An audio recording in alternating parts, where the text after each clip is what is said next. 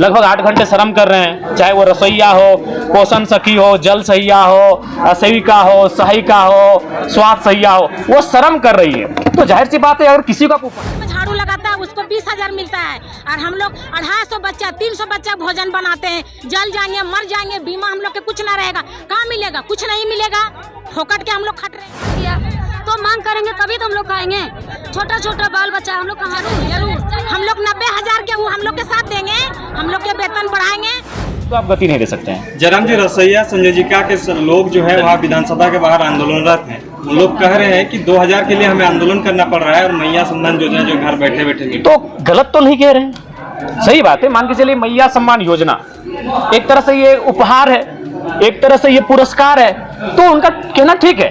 पुरस्कार से तो ज्यादा उनको मिलना चाहिए जो श्रम कर रहे हैं, क्योंकि मैया सम्मान योजना की राशि जिस बहन को जा रही है, मैंने पहले भी तर्क दिया था 45 से ऊपर का मैं 40-45 के जो ऊपर उनका मैं समर्थन करता हूं, और बाकी जो लगे उनको स्कॉलरशिप के रूप में मिले, मैं आज भी उस बात पर अड़ी हूं, चाहे मेरा वोट का क्या है मतलब नहीं है, लेकिन उनका भी तर्क सही है। इसमें ये होता है कि सरकार से और कानून व्यवस्था से कोई इकबाल नहीं रहा है और लोग जो है नक्सली पर ज्यादा विश्वास करते हैं। मैं यहाँ ये बहुत पुराना उदाहरण है, ये 20 साल पुराना उदाहरण मैं दे रहा था, लेकिन बीच में मंत्री मैडम टोक दी और अध्यक्ष महोदय चूंकि वो सरकार की मंत्री हैं, थोड़ा सा अध्यक्ष महोदय को भी उनका फेवर करना पड़ा और बोला जयराम जी आज के लिए आपका समय इतना ही है। मैं उस बात को यहाँ पूरा करना चाहता हूँ, क्योंकि देखिए आज आप विपक्ष के किसी भी विधायक का जो स्टेटमेंट आप देखेंगे सदन में, चाहे बालू को लेकर हो या अबू आवास को लेकर हो, तो उसमें कहीं ना कहीं करप्शन को सामने ला के रखते हैं। तो मैंने वही कहा कि अध्यक्ष महोदय मैं आता हूँ पारसनाथ की तराई से, और 1990-95 का दशक था। मैंने एक पेपर का 18 साल पुराना कोट भी हम लेकर आए थे कि उस समय क्या था कि गांव वाले लोग कहते थे कि जो नक्सलियों का जो वर्चस्व था, यानी वो जो पीक टाइम था, उस समय बीडीओ सीओ घूस नहीं लेते थे। तो मैं उनको इस कथन के माध्यम से ये कहना चाहता था कि एक नक्सली से बीडीओ सीओ डरते थे, लेकिन सरकार और सिस्टम से नहीं डर रहे हैं। वो लगातार शिकायतें आ रही हैं घुसखोरी की।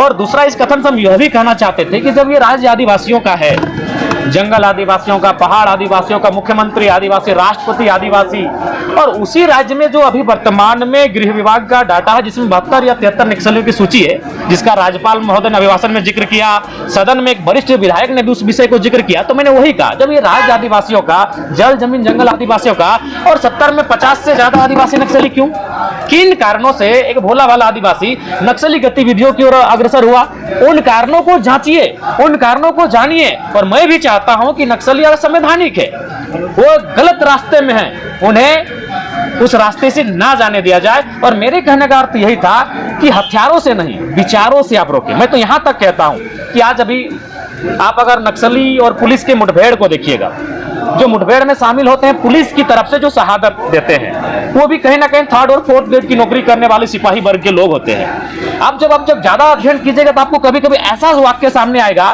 कि नक्सली मुठभेड़ में जो शख्स की जान गई और पुलिस में जो जिसकी शहादत हुई, उन दोनों का आपस में बहुत दूर का कनेक्शन है कि दोनों एक दूसरे से ममेरे फुफेरे भाई लगते हैं। तो मेरा कहना है कि ना उस पहाड़ की जरूरत आम व्यक्ति को है, ना उस पहाड़ की जरूरत पुलिस को है। उस पहाड़ में जो खनिज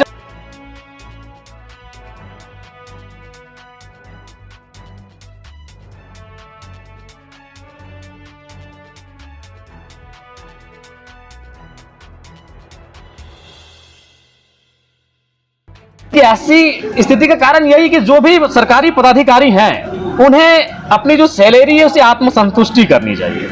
जब तक वो अपनी सैलरी से आत्मसंतुष्टि नहीं करेंगे तब तक नहीं हमें लगता है कि इस राज्य को आप सुचारू रूप से चला पाएंगे।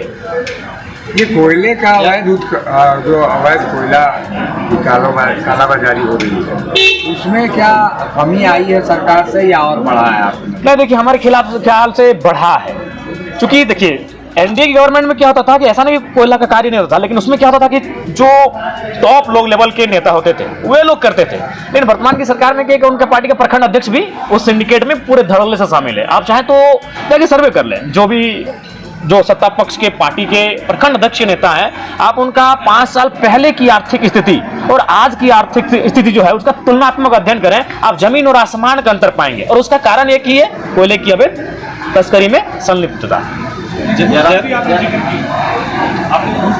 जी जी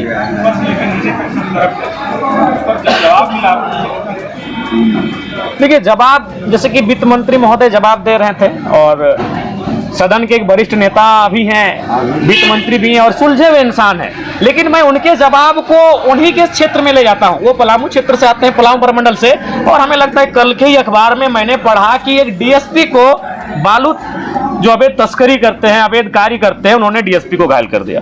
बागमारे की घटना आपसे छुपी नहीं है, कुछ दिन बाद फिर थानेदार के हाथ को तोड़ा गया, ये घटना आपसे छुपी नहीं है। तो ये चीजें तो चीख चीख के कह रही है कि सिस्टम और विधि व्यवस्था किस दिशा में है। सरकार देखिए, सबसे पहला बात है सरकार ईगो में है कि भाई हम सरकार में अपनी खामियों को क्यों स्वीकारें।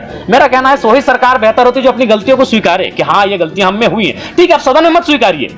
मेरा कहना है सरकार के जो मंत्री हैं वो सदन में ना स्वीकारे कि हम भूल कर रहे हैं, लेकिन आप जब कैबिनेट में बैठते हैं, जब कैमरा ना होता है, जब मीडिया नहीं होती है, उस समय स्वीकारे कि हाँ ये असुविधाएं इस राज्य में है जो राज्य की जनता के लिए खेद है। जब तक वो अपनी खामियों को नहीं स्वीकारेंगे, अपनी गलतियों को नहीं स्वीकारेंगे, बल्कि अपनी गलतियों में ईगो के रूप में खड़े हो जाएंगे, इस राज्य को आप गति नहीं दे सकते हैं। जयराम जी, रसैया संयोजिका के लोग जो है वहाँ विधानसभा के बाहर आंदोलनरत हैं। लोग कह रहे हैं कि 2000 के लिए हमें आंदोलन करना पड़ रहा है और मैया सम्मान योजना जो घर बैठे बैठे। तो गलत तो नहीं कह रहे हैं, सही बात है। मान के चलिए मैया सम्मान योजना एक तरह से ये उपहार है, एक तरह से ये पुरस्कार है, तो उनका कहना ठीक है। पुरस्कार से तो ज्यादा उनको मिलना चाहिए जो श्रम कर रहे हैं, क्योंकि मैया सम्मान योजना की राशि जिस बहन को जा रही है, मैंने पहले भी तर्क दिया था 45 से ऊपर का, मैं 40-45 के जो ऊपर उनका मैं समर्थन करता हूं, और बाकी जो लगे उनको स्कॉलरशिप के रूप में मिले, मैं आज भी उस बात पर अड़ी हूं, चाहे मेरा वोट का क्या है मतलब नहीं है, लेकिन उनका भी तर्क सही है कि ये उपहार के रूप में हम इनको 2500 रुपए दे रहे हैं और वो श्रम कर रहे हैं, लगभग 8 घंटे श्रम कर रहे हैं, चाहे वो रसोईया हो, पोषण सखी हो, जल सहिया हो, सेविका हो, सहायिका हो, स्वास्थ्य सहिया हो, वो श्रम कर रही है। तो जाहिर सी बात है, अगर किसी को आप उपहार में, यही चूंकि सरकार का विषय है, सरकार अगर किसी को उपहार में 2500 रुपए देगी तो उसी समय कोई बहन खड़ा होकर कहेगी कि हम 8 घंटे श्रम कर रहे हैं, तो हम कम से कम उससे दोगुना राशि लेने का हकदार रखते हैं। आप उनको दीजिए 2.5। अगर आप मैया सम्मान योजना चूंकि अपने सरकार बना लिए, वो आपका मुख्य एजेंडा था चुनाव जीतने का, तो चूंकि अगर आप मैया को 2500 रुपए देते हैं, तो जो लोग श्रम कर रही हैं, चाहे वो कोई रहे, आंगनबाड़ी की रहे, जल सहिया रहे, स्वास्थ्य रहिया रहे, पोषण सखी रहिया, रसोईया रहे, उनको कम से कम उनसे इस 2500 से दुगुना वेतन मिलना चाहिए, क्योंकि वो श्रम कर रही है, वो अपने आप का मेहनत कर रही है, वो खटा रही है अपने आप को। जी, ये तो काफी दुर्भाग्यपूर्ण है। ये रिपोर्ट अभी 2020 जब वो कोरोना का काल था, जब हमें लगता है कि एक आम व्यक्ति के साथ साथ शायद पत्रकार बंधुओं ने आपने भी एक टीम बनाया होगा और आप लोग गांव-गांव मास्क लगाकर, हाथ में ग्लव्स लगाकर गए होंगे, लोगों की सेवा की होंगे, आप एक दूसरे से डोनेशन कलेक्ट किए होंगे, और उस समय जो राशि अगर सरकार को मिलती है और उसमें अगर घोटाला होता है, तो ये तो मतलब इसमें तो कोई उत्तर ही और मैंने कहने लायक ही नहीं बचता है। जयराम जी, डांड से अच्छा नहीं रहा है। थाना में अभी भी 5 महिलाओं को गाँव से बाहर निकाल दिया गया, क्या करेंगे? देखिए, ये बिल्कुल अमर्यादित है, असंवैधानिक, अमानवीय है, और सरकार को चाहिए विशेष इस बात को संज्ञान में लेते हुए जो लोग दोषी हैं उन पर कार्रवाई करें, क्योंकि आज 21वीं सदी में इस लोकतांत्रिक भारत में डांड, पिशाच, ये भूत प्रेत, ये विषय नहीं होने चाहिए। इन विषयों पर लोगों को प्रताड़ित नहीं करना चाहिए। ये बहुत ही दुखद है और खेदजनक है। ठीक है, थैंक यू।